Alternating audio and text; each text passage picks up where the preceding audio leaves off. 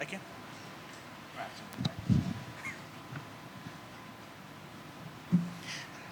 Elijah, how you Yo, feeling? man, I'm feeling great. I'm feeling good. I'm feeling blessed. Before this fight, in all your pre-fight interviews, you were saying you were coming to get a knockout. You were coming to get that 50K. In all, I mean, you're probably going to get that, right? So how happy are you? Man, I feel really happy with my performance. Everybody, they were talking about, Kazama's grappling and everything, and can I withstand that? I always knew that I feel like I'm a good wrestler and a good grappler, and I knew that if it went to the ground, I wasn't gonna be afraid. So I mean, those leg locks and heel hooks, they weren't close at all. I just knew I had to stay calm, and once my opportunity presented myself, I had to go out there and take it, and I took it. What was your specific game plan? Because as you said, he's a grappler, you're a striker. So like, were you expecting him just to shoot on you the entire time? Oh yeah, that's why I threw a flying knee in the first couple of seconds. We knew that he was going to shoot right away, so I was hoping it. I timed it perfectly, but the spot he's lucky I missed, or else it could have been even a faster night. But yeah, I mean, our whole game plan was to stick that jab in his face, keep him clean with the striking. But you know what? Did he take me down? If he got a takedown, I am. If he didn't, then. Yeah, okay, because I can't remember if I got taken down and then I ended up on top. But either way, I knew that if it did go to the ground, I just had to stay calm, do what we do, get back to the basics, dig for underhooks, get back on top, and once I'm on top, find the shots. And man, I feel like I was hitting him with some heavy shots when I was on top too. So I feel like, and I could feel like with every shot he was like breaking, and that's when he threw up the triangle, and the rest is history. Talk about that slam and kind of how it was you were setting it up. Was that something in the back of your head, like you were thinking maybe this could happen while he was in that triangle, or was it just kind of like you saw it, let's go? Yeah, no, that wasn't something. I'm gonna be honest. I didn't believe he could get me in a triangle. So I'll give him his flowers for attempting and getting close to it. I promise the next time I won't even get close to that. But I just being in jiu-jitsu tournaments where I have video of me like when I was younger, and where guys got a triangle and I lifted them up in the same way. And my dad always told me. I remember that one time he was like, if this was a fight, man, you could have definitely slammed the sugar honey iced tea out of him. And this time I finally had the opportunity to do it. I can't do it against training partners. I love my guys. But, when it's somebody random that you don't know and it's for, everything is on the line, oh, yeah, you about to get slammed. You about to get slammed on your dome piece. Yeah, absolutely brutal slam, obviously rampage slam. Yeah. I mean, can you just talk about just how brutal it was? And, I mean, he was down for quite a amount, obviously. So you're excited, but you see your opponent right there just I'm over lifeless. Here. Yeah, I'm over here dancing around. Yeah, let's go. And then, I'm still full of adrenaline. And as I look to my right, I'm like, damn, he's all right. Maybe I should calm down a little bit. give him his piece real quick. But, this is everything that we worked for. And I knew I was going to go out there and impress the fans and impress myself, show what Victory MMA is about. We're a small gym out of Colorado Springs, Colorado. My dad started it back in 2009. So, yeah, we got a lot of talent that's coming up, and this is just the start of it. Do you think that was the statement? Obviously, there was a lot of hype coming off of you, your dad, and then your good regional run, and then Contender Series. Then your UFC debut, you go in there with a fucking really good UFC vet, right? Yeah. So there's still hype on you, but do you think this was the statement that was needed? Yeah, this was definitely, in my opinion, this was the statement that I needed to prove to myself that, Elijah, you can go out there and you could go get a finish. You could go get that highlight knockout, go viral, and you can do that. You're more than capable. But when the lights shine, just do it, man. Just be you. Be Elijah Swift-Smith. Be somebody who you always been your whole fight career. And yeah, it's just so crazy how it all played out. Do you think that knockout is enough to get you out of the Apex? Shoot, goddamn, I done fought at the Apex like 3 times, so I hope so, man. I'm trying to get on the T-Mobile, MSG, something like, I'm trying to get out in the fans. I feel like if this was something that was, man, if we were in front of like 20,000 people, this would be like the whole arena would be going crazy, probably still. So, hopefully this would be the one that gets me out of the apex. But if not, I'm all fine just as long as my pay goes up. When would you like to return? Whenever. I mean, I feel like I have some. I don't even think I really have just some bumps and bruises from my end, just from ground and pounding and all that stuff like that. But I'm not concussed. I don't have any injuries. Weight cut went great. Fight went great, obviously. So whenever they give me another call. Congratulations. Thank you. Elijah, obviously a Rampage-esque out there. Do you think we'll be seeing him hit you in the DMs here soon? Man, they better hook me up with some of them Jackson chains. I'll tell you what. Man, some VBSs. Come on now. I like to stay flashy. So, but yeah, I mean, wasn't what I expected. Wasn't what I game planned it to do. But that's life, and you just go with the flow. I'm a leaf in the wind. So wherever the wind takes me is where I'm gonna be. Sure. You're one of many guys that come out the Fury scene. So your performance tonight is just one of many showings. So what do you think that tells the people about Fury and everything they got going on? Yeah, definitely. I think Fury is one of the best organizations outside of the UFC for guys who are trying to get to that level. And, they put you in the right positions, get you the right matchups. And, yeah, I mean, if you fight in Fury and you're winning constantly and you get a belt there especially, man, you're more than UFC ready. So that's the closest thing to the UFC, out there. And yeah, they always treated me well. Shout out to Eric and all those guys, man. They put me in the right position to get me to where I am today. Congratulations. Thank you. Elijah, congratulations on the win. You're only 22 years old with this incredible knockout and a lot of great experience right behind you. When you take a look at your gym and everything that it stands for, what makes victory so special? What makes it so special is that, we don't have to have, 10 other, UFC guys, ranked guys. You come in, I do the same classes as newbies, as the guys that are just coming in. They just want to do this for a workout. So it's like I'm in the UFC and I'm doing the same basic stuff that you're doing. So there's no reason why you can't be successful. All we ask for you is to come in, give 100%, and our motto is hard work, dedication. Are you willing to put in, a lot of hard work and dedicate yourself to the sport? Because if not, then maybe this gym isn't for you. And a lot of people, they don't like my dad's coaching style just because he is on your ass. He's gonna be on your ass. He's always asking us where you're at. Why aren't you at training? And you need a coach like that. You need a coach. Whereas, some people are just MMA nomads. They're traveling gym to gym. But we're also a tight knit family there. Like I can call up anybody at the gym if I needed something or if they needed something. We got each other's backs. I mean, you're only 22 years old and you're fighting at the highest age. When you take a look at your upbringing and the support system you have, how have you seen that impact on the day-to-day to get you to where you are now? I just see like a lot of people, they show me love, especially back in my hometown. I mean, I have my own day. It's called Elijah Smith Day, September 17th, which is the day I won my contract to the UFC. And man, it's just endless love and the support. Everybody, they're so, they've been really protective of me. They're like, Elijah, don't stay out of the mix. Just stay, go to the gym, go train. You don't need to be here.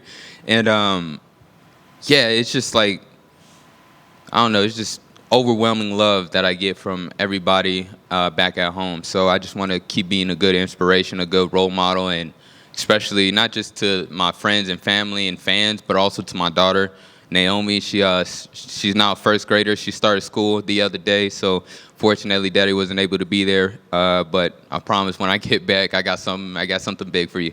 What do you think she's gonna say about that knockout? She's probably gonna be like, "Is he okay?" Yeah, because she's very caring. But I still don't think I think she knows what I do, but I don't think she quite understands. I think she probably thinks this is just for fun. So I like to keep it that way, and I want her to make sure every time I go into these fights, when I come back, I try to not come back with a black eye or with a cut, or anything that I indicate that I was in the fight. So I just want her to know that Daddy's okay, and we're gonna keep riding to the top. Has she come to any fights yet, or is that even not No, even a question? I actually, that's one thing, I don't really have her come to my fights.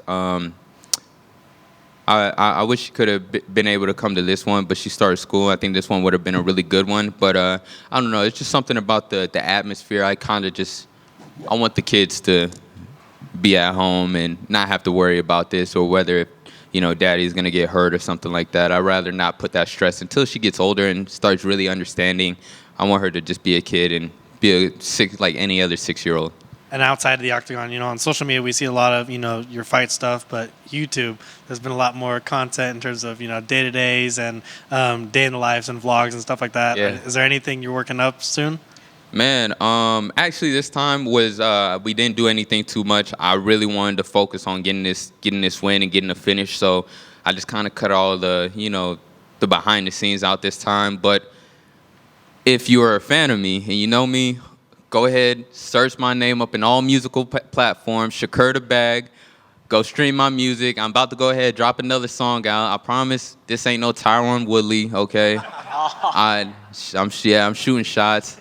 But I love Tyron, But I say I think I'm the best artist in the UFC until somebody proves me wrong. So, yeah, go ahead, go stream that out on all musical platforms.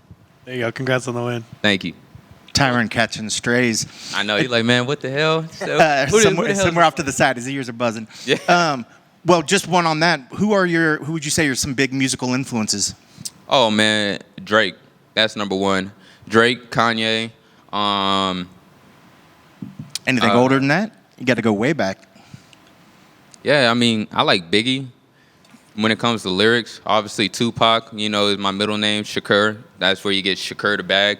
But, when it comes to music, I like to think of myself as being an artist and not just a rapper or a singer, because I feel like when you put yourself in one category, they categorize you in that one, genre. So I like to say I'm an artist because, yeah, I can get on an R&B song, I can get on a hip hop song, I can mix it up with EDM. I feel like I have that capability and to, be successful in whatever. And I know you want to get out of the Apex, and I know for us that have seen you through the contenders here, I know we're feeling pretty good to be able to see these performances that you've put here, and it's amazing to see. So the only quick questions I have is just about the technique with that slam. We've seen others try it. Why was yours so effective? And what was the key to actually be able to get that knockout on that? So I don't even think there was no technique. I just knew I had to pick his ass up as high as I could and just slam him on his dome piece. So that was about it. I was like, all right, once I got him up and yeah, you know what they say, what goes up must come down. And I was like, when he comes down, I got to put him through the mat. Like, I got to, put him in his grave. And that's exactly what happened. And, the follow-up shots were just a cherry on top. Boop. Yeah. And then last, because I know some people were wondering online, when you drove him in, did the head make contact as well? I know some people were saying that it was a slam, but there was a headbutt in there as well. Did you remember any sort of head contact when you slammed him? Nah. I just thought I just slammed him through the cage. I mean, I would have to go back and look because I don't remember that. I mean, I don't feel anything that feels like a headbutt. But I mean, if that did happen, then shit, he should have let go of the submission. He should have let go of the submission, or two, he should have hooked the leg. That's what a lot of, I think even the commentary did that as well. There's a 50-50 moment. At some point, you got to go and defend yourself. If you were in that situation, would you have let go and try to at least put the arms down? Are you surprised that he didn't let go of anything? Yeah, if I was in that, I wouldn't actually be in that position because two, I don't like being on my back. That's one. But let's say I was in that situation, I would have hooked the leg immediately. Like, that's something that we drill day in and day out. It's part of, just the basics of going over the triangle choke. You don't want to be in front of the guy trying to get the triangle choke. You want to be able to get perpendicular to cut off that air circulation. So the fact, like, we like to say you want to get teed up on somebody when you're in the triangle because you need that angle. Angle creates strangles is what my pops always says. So, I mean, for a guy that's a high-level jiu-jitsu artist, it sucks to see that he made that mistake, and that mistake is what cost him. Congrats on the victory. Thank you. Just quickly for me, is the goal now, obviously you mentioned an MSG or a T-Mobile fight, being able to make the walk out there with your own music playing? Hell yeah. That's why I haven't, when I first got signed, that was the goal. Like, I'm trying to walk out to my own music. But I was like, I'm a hold off. Like, if I keep fighting at the Apex, I'm not going to walk out to my music. Because I want to walk out to my music when I have fans in the arena where they're like, oh, damn, who's this? Yeah, motherfucker, that's me right there, yeah. So, whenever they schedule me, whenever I get an opportunity to fight in the arena, yeah, you guys will definitely hear me or see me walk out to my own song like Roy Jones Jr. Hope we see that soon, man. Congrats. Mm-hmm. Well done tonight. Just a quick one for me. I see you got the backpack on because you're taking them to school. Yeah. They're gonna talk about this fight forever. The Slam KO, especially with Contender Series coming up. How cool is that they'll like you're part of that now? Those highlight reels, like synonymous with it. It's just crazy, man. Life has been, I mean, since September, like my life has just like totally just changed. And with my pops, he just said it earlier. He was like, man, with that type of performance, with that type of knockout slam, like you changed your life. Like now you're gonna be on a bunch of memes. People are already blowing up my phone left and right. My phone is going off crazy. Yeah, but to be cemented now in UFC history, like we already made history as being the first or the second father-son duo, the first African American father-son duo, and then also to be, I think I was the 15th KO slam. Well, and to just cement myself in the company really means a lot. Shows how far we came. That's awesome, man. Congrats. Well done tonight. Thank you. Right over here. So obviously, people in this room know that your father was a former UFC fighter and that you're the second father-son duo in UFC. But maybe people who tuned in tonight didn't really know your story and where you came from with Contender. How old were you when you first got started, and when did it click that maybe this was what you were going to do? Yeah, so when I first started I took my first fight in 2021. I started training in 2022. I graduated high school from 2020, in 2020. So during COVID year, me and my pops were training. And when I took my first amateur fight, I was 18. And my first fight, that's how I got my nickname. I knocked the guy out in the first round in 15 seconds. Boom. And I was like, okay, that was cool. Let's book another one. Booked another one maybe like a month later or so or something like that.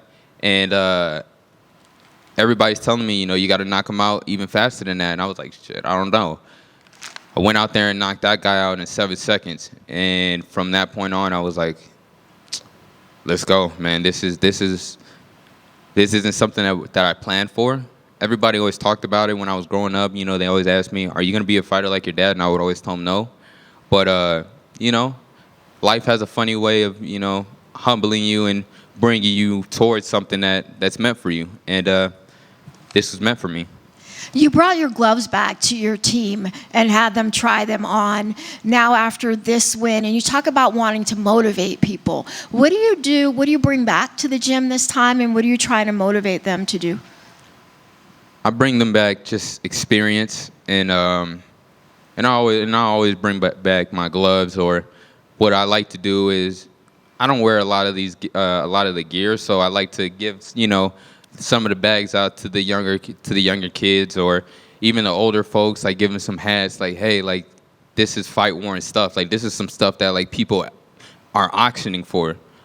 But if I see you, and I don't just give it out to anybody, I give it out to the ones who are out there, who I see day in and day out, training their butts off, and they're really dedicated. Because I want to give them something that motivates them. I think me just being in the gym motivates them, but when they get a gift that comes from me, that I think that really gives them a little bit more push. So that'd be my thing. And then finally, what's the name of the walkout song? The name of the walkout song from today? The next one of yours. Oh, the next one. The next one will be Risk. Yeah, I made a song. It's already finished, and I'll be dropping it here in probably like the next week. And the hook just goes, I just took a risk. And that was me just jumping in the deep end, jumping into, MMA, and seeing where it goes. So I feel like that was more than appropriate to name that song Risk. Thank you.